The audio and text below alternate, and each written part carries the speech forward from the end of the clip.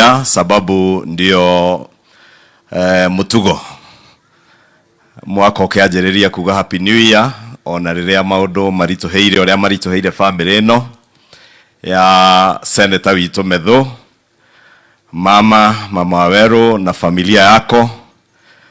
Kwa niaba ya familia yangu na watu wa Kikuyu na wabunge wengine wote ambao hawako hapa, wabunge wa bunge la kitaifa na Senate, niseme pole sana na nipeane rambirambi zetu zote kwa familia yenu.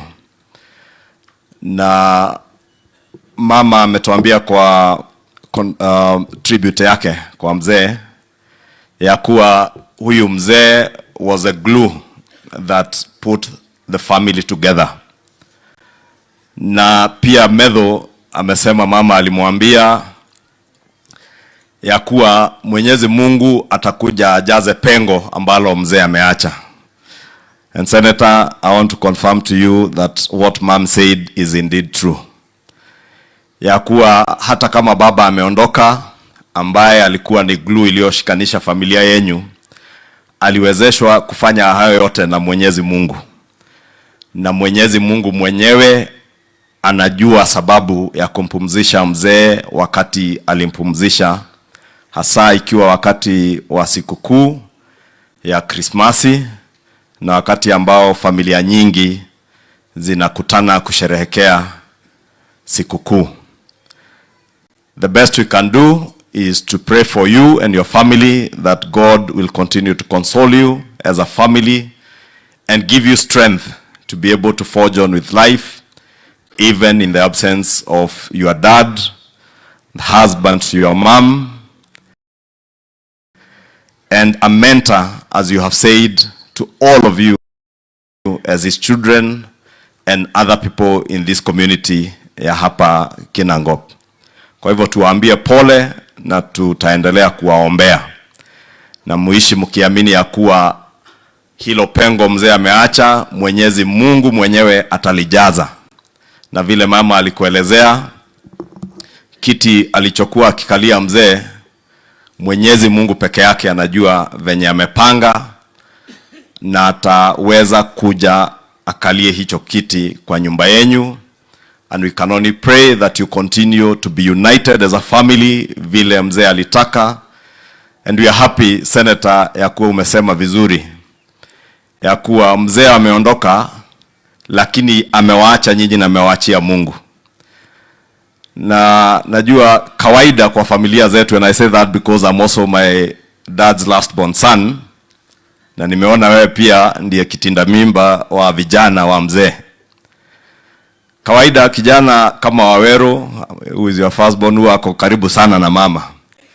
Na kijana yule last born huwa ako karibu sana na mzee.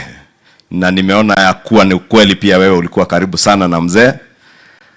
Kwa hivyo wewe ujue kama pia kiongozi uko na jukumu kubwa zaidi kwa hii familia, kuishikilia na kuhakikisha ya kuwa mmeishi pamoja vile mzee angetaka muishi. Kwa hivyo poleni, and may God bless you and rest the soul of mzee in eternal peace. Mheshimiwa Rais, viongozi wengi wameongea na mengi yamesemwa, na sitaki kurudia yale yamesemwa. Na Mheshimiwa Rais aliyekuwa speaker wetu hapa Nyandarua, Mheshimiwa Wahome, aliongea juu ya kiwanda cha Midlands cha potato processing. Na ni ukweli that industry together with the industries, our governor ameongea juu yake na waziri wetu Rebecca Miano, zenye zitakuja kwa KIPES na the EPZ centers. All those industries zitakuja kusaidia uchumi wa nchi yetu.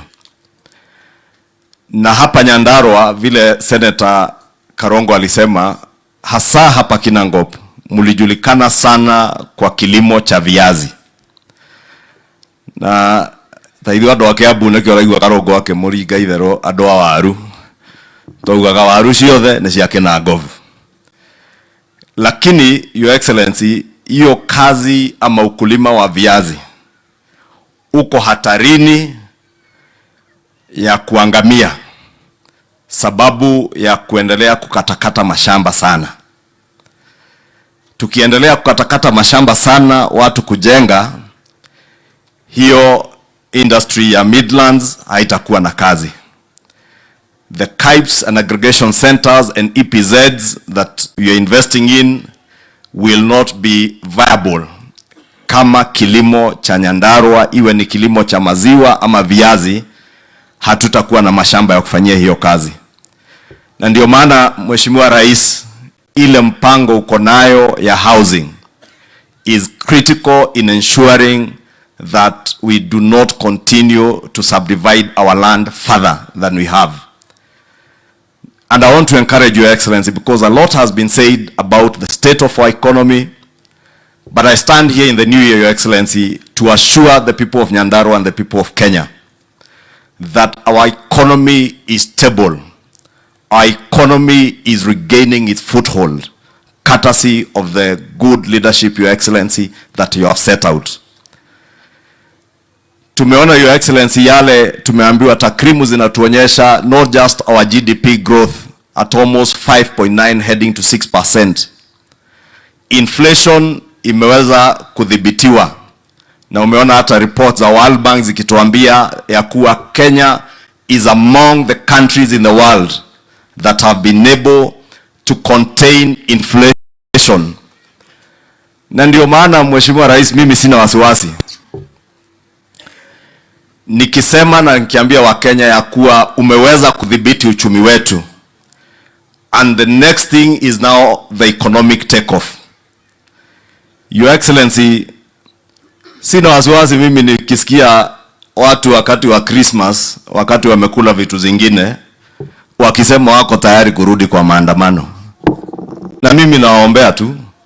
Nikajiuliza, walituambia last year wanaenda kwa maandamano sababu bei ya unga ilikuwa 260.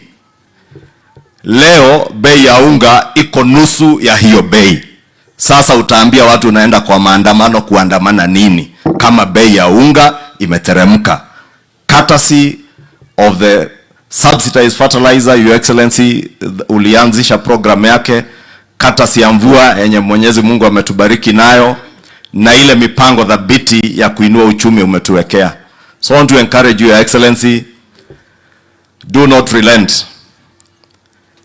Tumeambiwa, Your Excellency, our forefathers in the first dispensation of our country fought for independence and lost lives. Many people lost their lives in that fight for independence. The second dispensation, Your Excellency, of our country was that of the second liberation, which culminated in the enactment of a new constitution in 2010. And there are many heroes of that second liberation, many who are still alive today and many who lost their lives and who have passed on ahead of us. The third dispensation, Your Excellency, and that's why I agree with those like Waziri who have said that you are rewriting the history of our country. The third dispensation is a dispensation that you will lead as the President of the Republic of Kenya this time.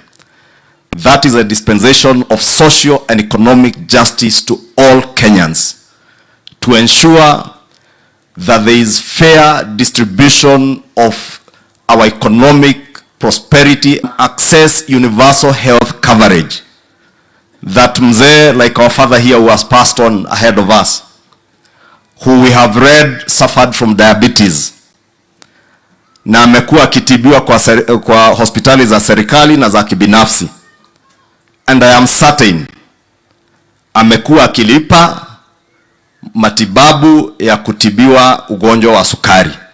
And we have many Kenyans wako na cancer na magonjwa mengine critical and chronic, wenye wamekuwa wakirudi kwa mifuko wanauza mashamba sababu ya health costs in our country. Your Excellency, as a governor has said, you have put in place a very good program under UHC, that under the Social Health Insurance Fund, sasa watu wataweza kutibiwa ugonjwa wa sukari, ugonjwa wa saratani, bila kulipishwa pesa zozote kwa hospitali zetu, ukiwa tu wewe ni member wa NHIF or Social Health Insurance Fund. Lakini Mheshimiwa Rais, vile tulivyoambiwa na viongozi wengine hapa, those who do not want Kenyans to enjoy that shared and collective economic prosperity are sabotaging these programs. They are sabotaging your housing program. They are sabotaging that universal health coverage program and other government programs. And Your Excellency, allow me to speak to our judiciary as we bid farewell to Mzee Michael, and ask our judiciary not to allow our judicial officers to be used by the economic saboteurs, those who want to sabotage that endeavor to ensure that we have collective economic prosperity. Let me ask our judicial officers not to allow themselves to be used by the cartels that are sabotaging the housing program, the program to ensure that all Kenyans access universal health coverage. Wale ambao wako kotini, Mheshimiwa Rais, ni wale ambao wamekuwa wakinufaika na uporaji wa pesa kutoka mpango wa NHIF, ndio wameweka makesi kotini. Wale wengine unasikia, wale Ndindi Nyoro wameongea juu yao hapa, the masters and architects of state capture, wale ambao walidhani ya kuwa Wakenya wataishi milele na milele kama slaves wao na familia zao. They are the ones today who are pushing the sabotage of the housing agenda. And Your Excellency, I said the other day, and they sent all their social media teams to descend on me, but I want to tell them today, Your Excellency, mimi hakuna mtu wa kunitukana kwa social media anaweza fanya nikose kukuambia ukweli. If through state capture wewe ulifanya a Chinese contractor ajenge nyumba 2,000, zaidi ya 2,000 affordable housing on private land, as we have been told, through state capture, Kenha, a state agency, inaenda kujenga barabara on private land ili wewe ujenge your own private city, Wakenya waendelee kuwa tenants on your land. Your Excellency, I want to ask you, do not relent, never relent on the endeavor to ensure that the housing agenda becomes a reality. Those who are ahead of you, courtesy of state capture, sabotage that program so that they benefit themselves and their families. Your Excellency, you are now the architect of that third dispensation of our country to ensure that we have social and economic justice to all Kenyans, that all Kenyans can access affordable housing, young Kenyans can access jobs. Huyu Senator Medho, Your Excellency, unakumbuka na amesema vizuri. Na ni vizuri sababu ni kijana husikiza huyu senator wetu. Unakumbuka wakati tulitembea hapa mara kadhaa tukiomba kura, mkiwa na naibu wa rais, siku moja amesimama juu ya gari akiongea, ukaniambia mkiwa na Mheshimiwa Rigathi Gachagua, tafuta huyu kijana atoke kwenye yako akuje UDA, wakiwa na Mheshimiwa Karongo Wadhangwa. And when I spoke to both of them, Your Excellency, I can confirm, sababu Karongo alikuwa Secretary General, alikuwa na cheo kubwa kidogo pale kwa hiyo chama. Huyu Medho ndiye alikuwa wa kwanza kuniambia enda uambie rais mimi, sababu hata mzee alikuwa ameniambia the same thing, mimi nimehama na nitaongea na Karongo tuhame pamoja, na wakahama wakaingia UDA. And that is why with God's blessings the people of Nyandarua elected him as senator hapa, na Karongo kama senator wa Nyandarua wa Kiambu. Mheshimiwa Rais, nimesema hivyo sababu ulisaidia huyu Senator Medho na Karongo kama vijana wawili wachanga wakapata kazi kama maseneta. But the bigger challenge in our country today is millions of young people, their age and below, who have no jobs. Those jobs can only be guaranteed if we actualize that housing agenda and all the programs, even those of manufacturing and industry, as Waziri has said, if they become a reality. I want to encourage you, do not relent. Do not lose your focus on your agenda. Hawa watu wa kelele wewe tuachie. Mimi tukiwa na Dindi Nyoro na wale wengine na Senator Medho tutapambana na wao na tutamalizana. Wewe uendelee na kazi ya kujenga hiyo barabara ya Hithe, uendelee na kazi ya KIPES na ile ingine yote ambayo umepangia watu, including universal health coverage. Rais, ukumbuke tulitangazia wa Kenya kutoka Januari hii Kenyans will be able to pay 300 shillings kwa NHIF. Leo ni Januari tarehe 2, Kenyans cannot do that.